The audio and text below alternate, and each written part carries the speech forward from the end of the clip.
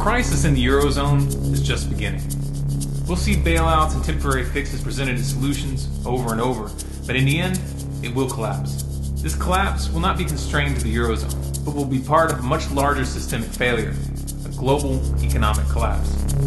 Regardless of which country you live in, this is going to impact your life. We got a glimpse of things to come this past week with the Cyprus banking crisis, when bank accounts were frozen to prevent withdrawals as politicians debated taking money directly from deposits to bail out the banks. In the end, the decision was made this morning that accounts holding more than 100,000 euros will in fact have a portion expropriated. A total of 4.2 billion euros is going to be taken without any due process and used to prop up the banks which caused the crisis in the first place. You might think that these people with more than 100,000 euros in their account are rich and therefore can afford to have their money stolen from them. But what about those for whom this money represented their retirement? 100,000 euros is not that much to leave someone if they still have 30 years left to live. And the way things are shaping up, counting on pensions or government support is beyond naive. This was theft, pure and simple, and most likely, there's more to come. Now, if you've been paying attention over the past couple of years, you've probably noticed that Cyprus was just the latest of a series of flare-ups in the Eurozone. The entire economic bloc is plagued by a sovereign debt crisis, which was compounded by credit default swaps, derivatives, and accounting tricks designed to bypass EU deficit rules. The solution that keeps being offered to each of these flare-ups comes down to bailouts for the banks, with the citizens footing the bill. Now, of course, these bailouts are not free money, they are loans. To simplify, Europe is trying to patch up a debt problem with more debt. Obviously, that's not going to work. What would work would be to follow Iceland's example by nullifying the debt and pressing criminal charges on the bankers. Iceland is already recovering right now. Unfortunately, this isn't going to happen unless enough people wake up. If we don't wake enough people up, the story unfolding in front of us is pretty grim. How serious is the situation? Switzerland seems to think it's pretty serious.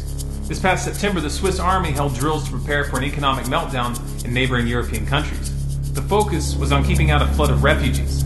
This isn't coming from some half-cocked conspiracy theorist website. This is from Bloomberg's BusinessWeek.com. Of course, the United States is in no position to make snide comments. With a national debt of $16.7 trillion and climbing, and its own derivatives bubble just waiting to pop, it should be clear that it too is headed for a meltdown. To see the evidence that the US government is actively preparing for such a meltdown, please watch our video entitled "The Government is Preparing for Collapse, and Not in a Nice Way."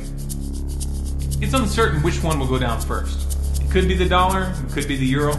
However, what's important to realize here is that when one comes down, they will both come down. And when they do, they will take down China and the rest of the world with them. To see why, we just need to look at the volume of trade moving between China, the US, and Europe. By GDP, China, the US, and Europe are the largest economic blocs in the world. The US and China are the top two trading partners for Europe. Europe and the US are the top two trading partners for China. And China is in the top three trading partners for the United States.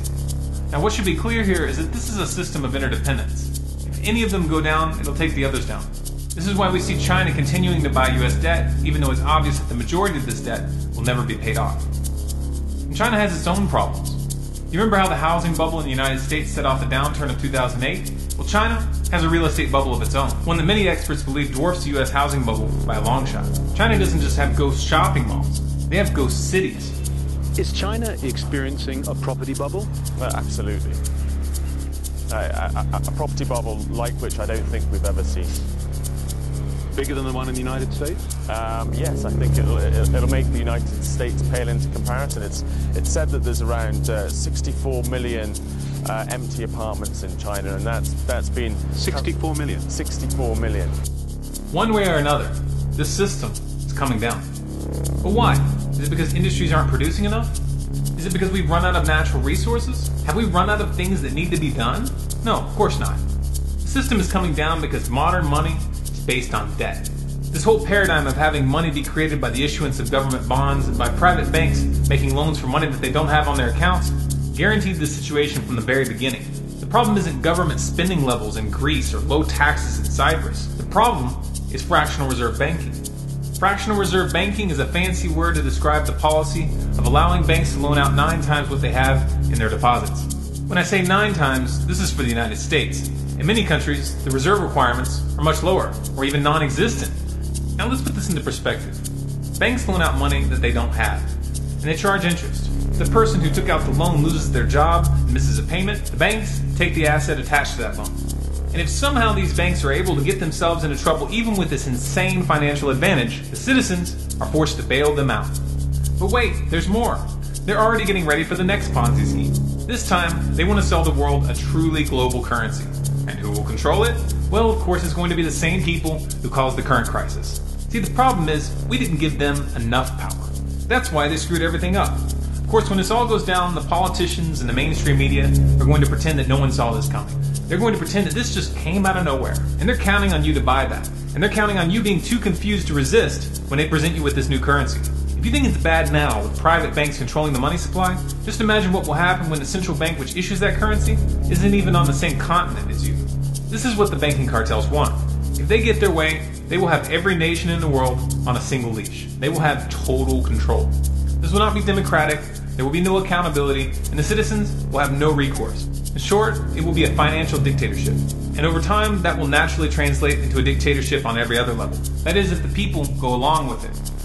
When this system comes down, we're going to have a choice. Either we break with this current monetary paradigm, or we go deeper into slavery. Some would say we don't have a chance in turning this around, but the reality is, it's the bankers who are going out on a limb here. This scheme has almost no chance of succeeding in the long run. Collapsing Eurozone should be taken as a hint in that regard. Over and over throughout history, madmen have attempted to take control of the world through military and financial moves.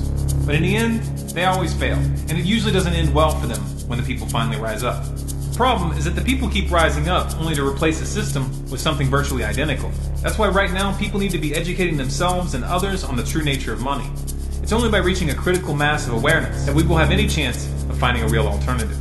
If you feel that people need to hear this message, please share this video in every way that you can think of.